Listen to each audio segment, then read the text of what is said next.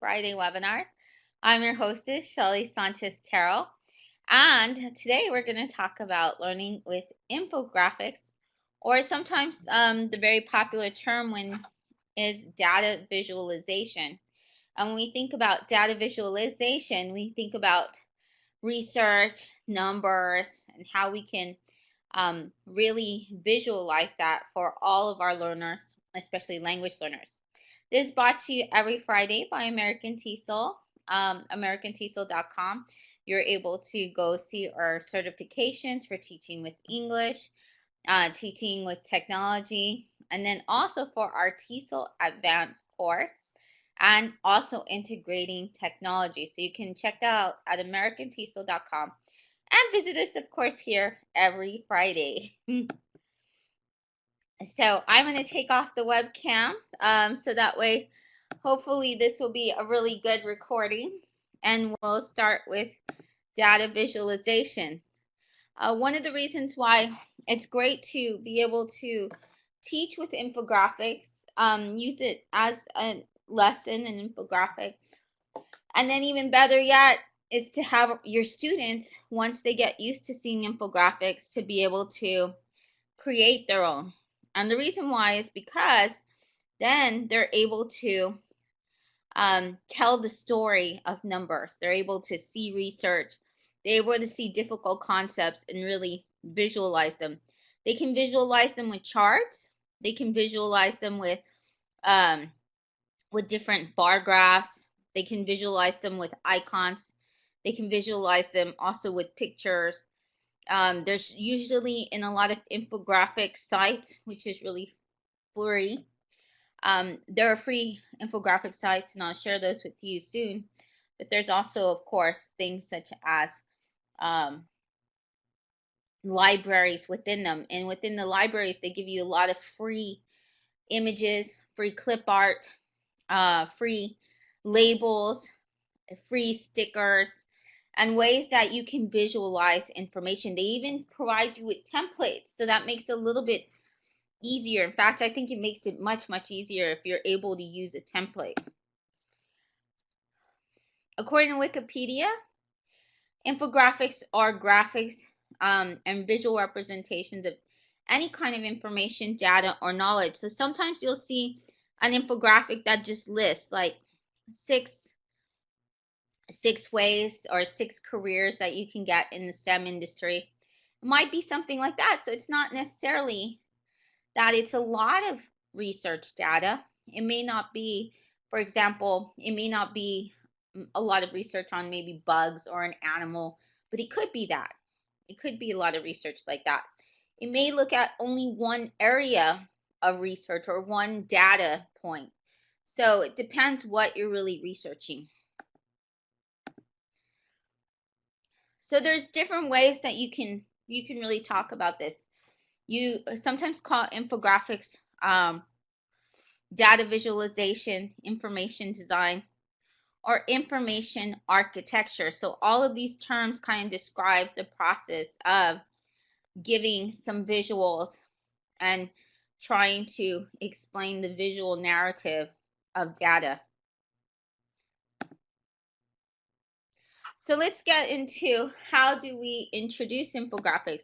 Well, one of the best ways, and I'm sure many of you like or even would prefer, is do it through a video. There's actually a really great TED Talk by David McCandless, and there's a great lesson plan to go with that. It's David McCandless, The Beauty of Data Visualization, and he walks you through different types of visualizations of data. He talks to you about different charts, and he shows you different ones he's made, and then he explains like what they mean, but he does it in a very beautiful way, and your students, I think, would really respond to that. If you're teaching high school students, if you're teaching adult language learners, if you're teaching college students, then this is a really great video for them. For adolescents, it's a little bit different. So you can use charts, and you can use infographics and data visualization with your younger learners, but you may not want to show this video. Instead, you may want to just show them an infographic, okay? A very simple one at that. So here's one of the infographics about why infographics. So I like this infographics. I found it on Kathy Schrock. Kathy Schrock has an incredible incredible resources about infographics. So you can go there and you can find tons of great information. It's the shockguide.net/infographics as assessment. So with this particular infographic that I found on her site, she talks about great uses for infographics, for presentations, for reports, and different things like that. She also talks about the outcomes. She also talks about how to start and different ideas of teaching with infographics. But one way, even for your young learners or even for adolescents, to really get them to learn about infographics is to present them with a fun infographic. There's infographics for kids. I've seen some really great ones on things like digital citizenship. I've seen one on, recently there's one that's been posted again, that's been out for a while, on when to use an image. So it talks about Creative Commons, when to post an image online. There's a lot about, cyberbullying and other things that kids can learn about from a very nice visual. You can find a lot also at informationisbeautiful.net. They have tons of infographics. They have some about dogs and pets. They have some about countries, what countries export. It compares different countries as well in different areas in poverty. There's some on, for example, the gender gap, just so on health, and they have really nice visuals like you can see here. So informationisbeautiful.net has tons of infographics. You can find some on a lot of different subjects out there for a lot of different age groups. You can also go to bestinfographics.com, which has some that are more with text. So Information is Beautiful is just more like visuals, but bestinfographics.com also has where it's both. It's text and it's going to have the infographic information as well. It'll have some statistics, or it'll have like little icons or graphics. And then it'll have the text that goes along with it. So you can find, anytime you show these, you can get your students to break up in groups or in pairs and to have a discussion, to talk about what it is that is being portrayed when they look at the infographic. What is the infographic about? What are statistics? What is being compared? What is one fact that they saw on the infographic that really surprised them? What is one of the facts that they would like to know more about, or would like to see how this statistic or how this fact that is being presented, why it's being presented? Do they agree with these facts? Do they want to know a little bit more to see where this information came from, so that way they can see if it's really valid information? So there's a lot of ways that your students can analyze these infographics. They can have a conversation about them, but they also can even write out answers that you have with a question. There are infographics that your students can analyze about a particular event. So recently there was the Olympics, and so they have a lot of infographics about statistics gathered from the Olympics, like how many countries participated, which countries got the most gold medals, which countries excelled in different events, and that kind of information your students can begin to talk about, what does it say about the people in those areas. So for example, one of the judgments or that a lot of people make from the Olympics is that in a lot of places in Africa, that they tend to do really well in track events. They're really good. It's been shown that they've gotten a lot of medals in those events. So they can talk about like why they believe that's true or not, or why they believe one country may get medals in one area versus the other. So for example, maybe a sport like hockey, ice hockey, or curling, or something that are cold, they might say, oh, it's because they live in colder areas. So get your students to come up with, reasons behind the statistics, why this happens. And I think that that's really important to see your students' thinking process, if they understand what they're viewing. So if they're able to come up with an idea like, oh, well, that country has snow, or the reason why our country doesn't have that many medals, for example, in Texas, oh, well, the reason why we have more medals in gymnastics, why we have a lot of gymnastics, or we don't have any in bobsledding, is because we don't really bobsled here. Or so they might be able to come up with that on their own. We don't have to feed them that information. We can see what they think and how their thinking evolves from just seeing the visual.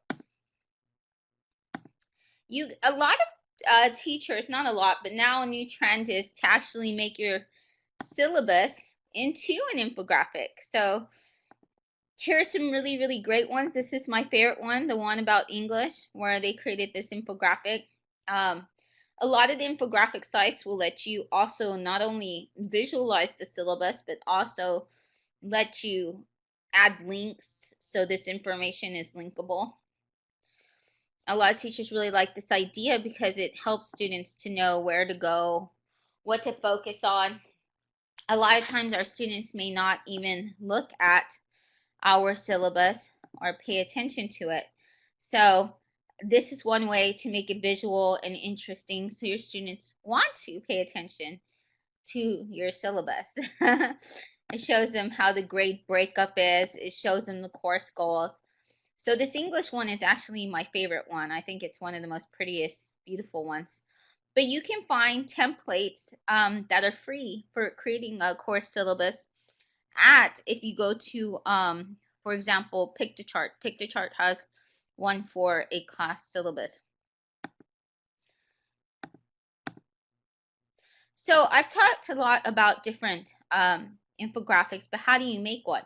Well, these are the 6 free sites that I recommend. There are some other sites, but they're not free, or they don't give you a lot of free options. And these are the ones that give you the most free options.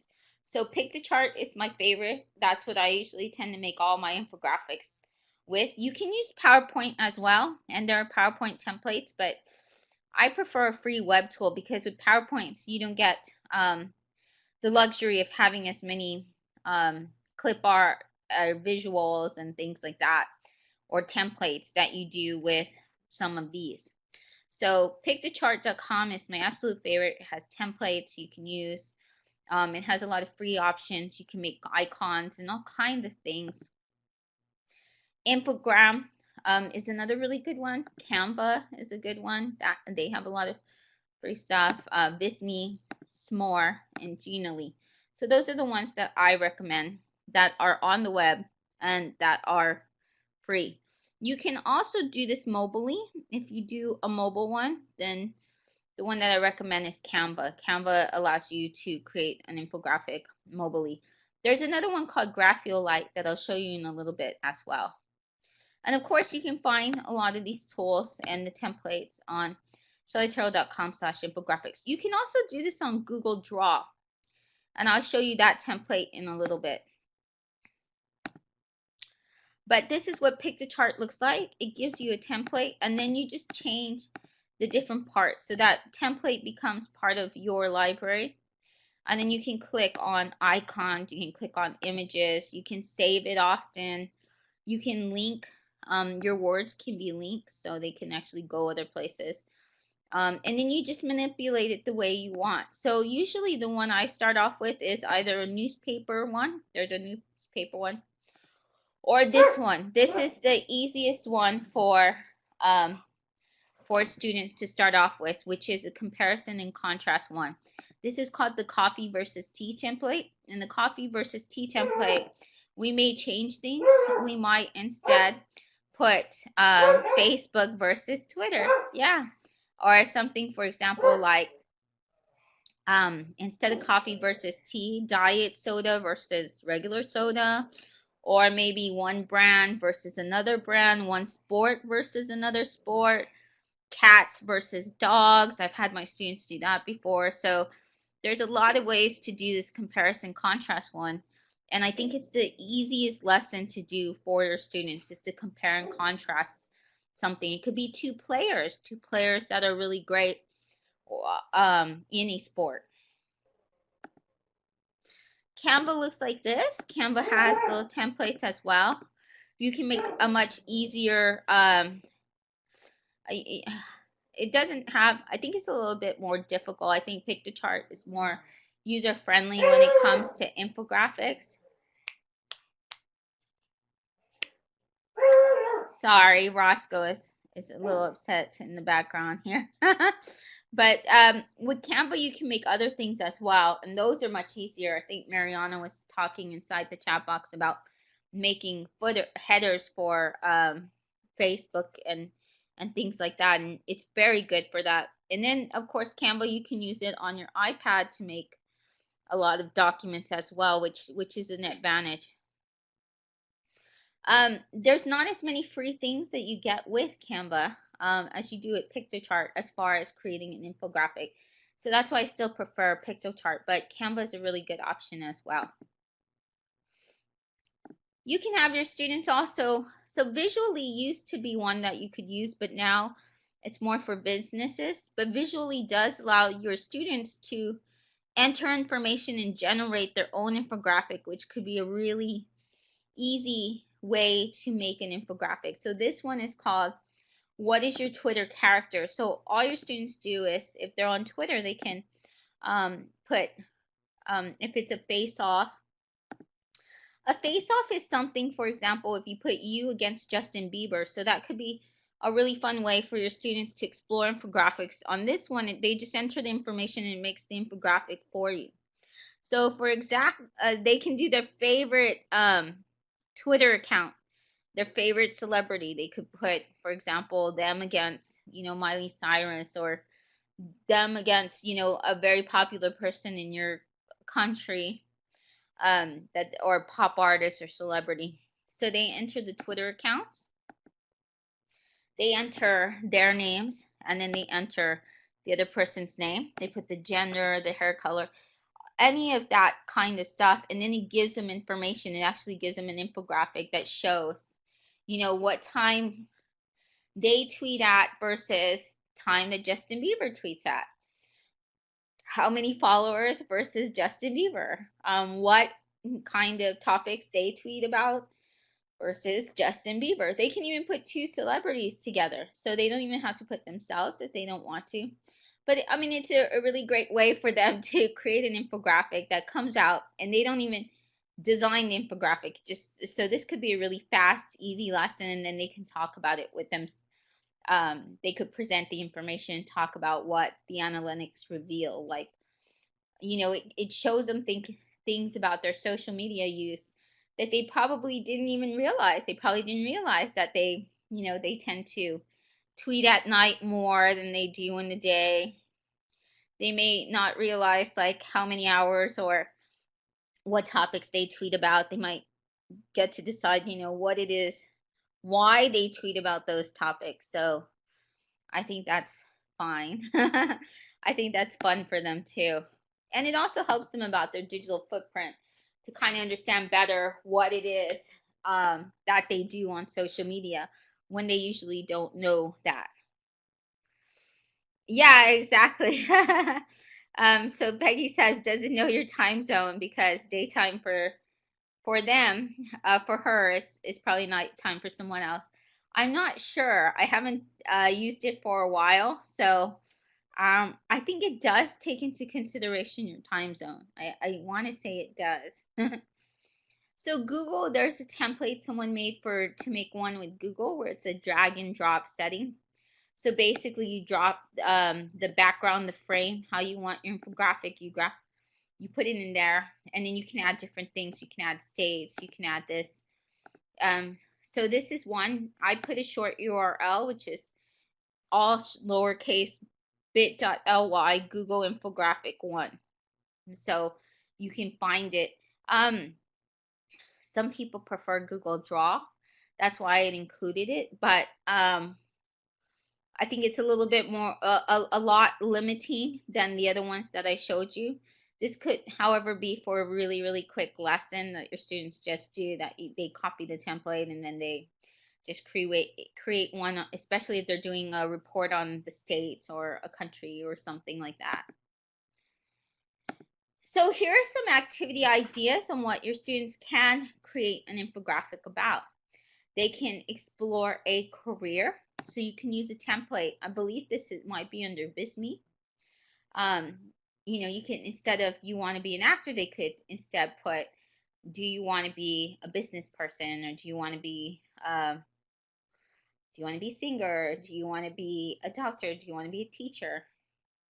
And then they change the icons.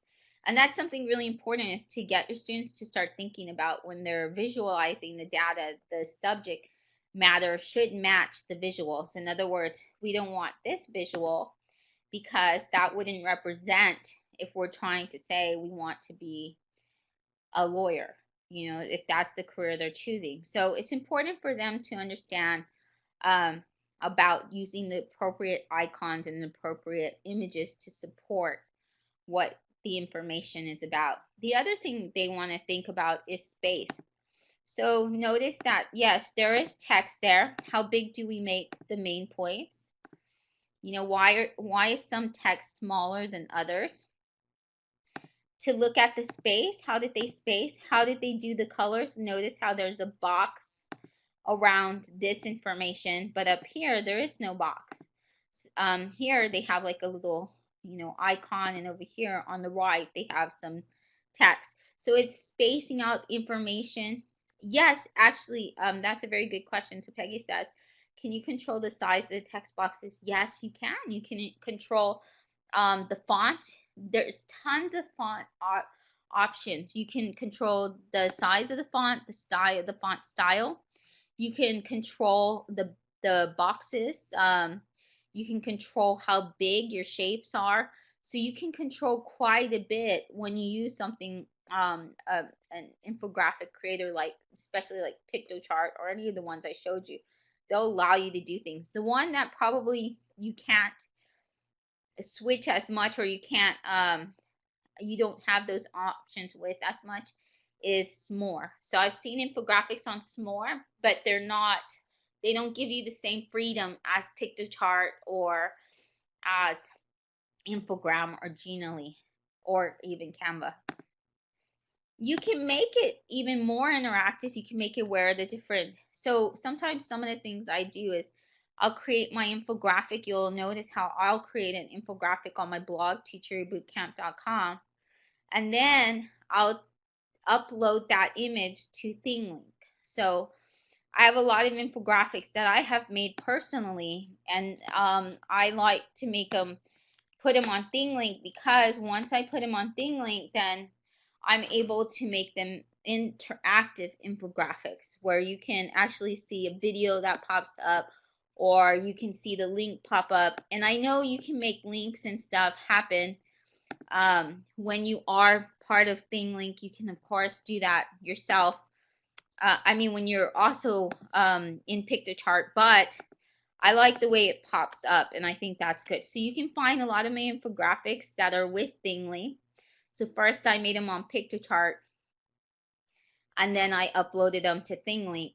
You can see them in that link I provided there, which is thinglink.com/shelterrell.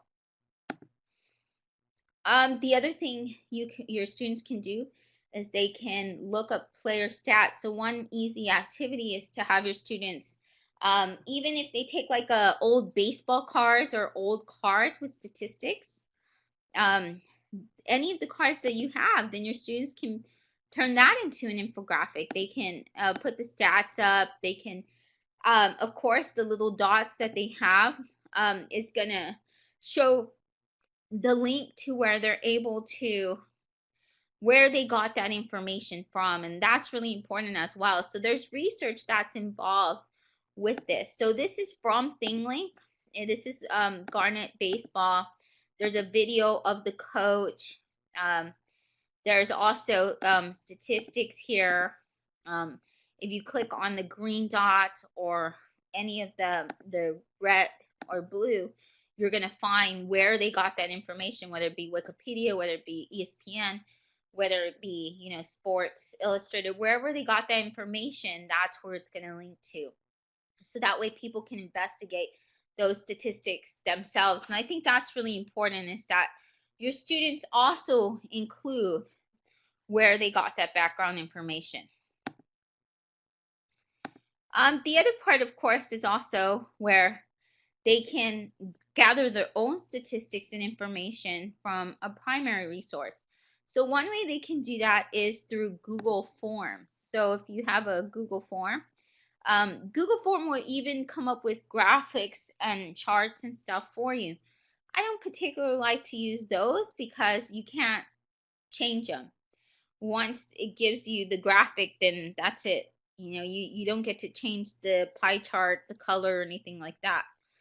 So, but you can get the statistics, the analytics, and then you can use that information and see how they visualize it, and then also how they can be able to do that. They can replicate the same kind of visual on their own infographic, like piktochart or something like that. The other one I wanted to show you was Infogram. So I hadn't showed you that before, but that's a really nice, clean, easy template as well. You can see how that's done. This is for a very simple infographic, if you want to create something really simple as well. They can research a hobby. They can see, for example, you know, if they like things like golf, how many people in their area go on to be pro golfers, or what are the places that they can golf at. You know, what is the good health benefits of golfing? Singing, you know, what does it take to be a singer? Has anyone famous ever made it from their area that's a singer? And so any kind of hobby that they have, they can research, you know, and that makes it to where each one of them has an interest invested, where they learn something about an interest. And so that's good, because not only are they creating a visual or infographic, but they're researching something that they enjoy.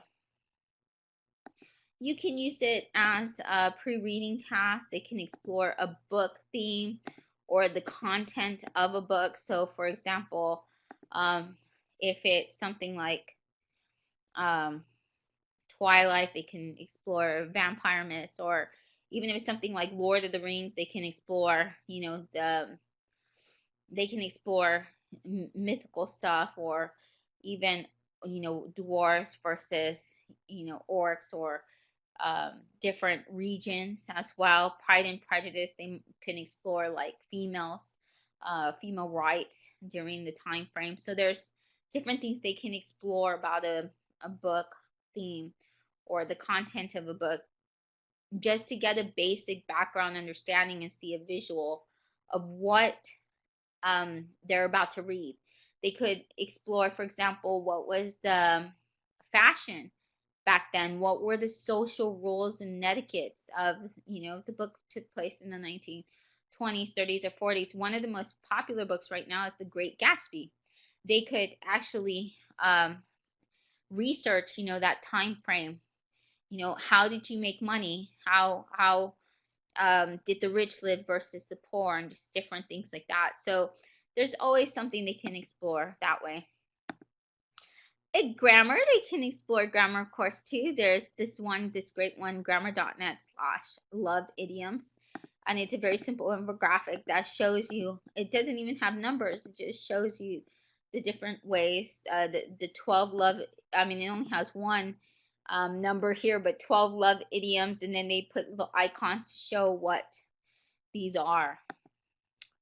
You can have, instead of a research paper, instead of having them do a research paper, a 5-paragraph research paper, they get to create an infographic. And that's something that I'm going to be having my students do as well.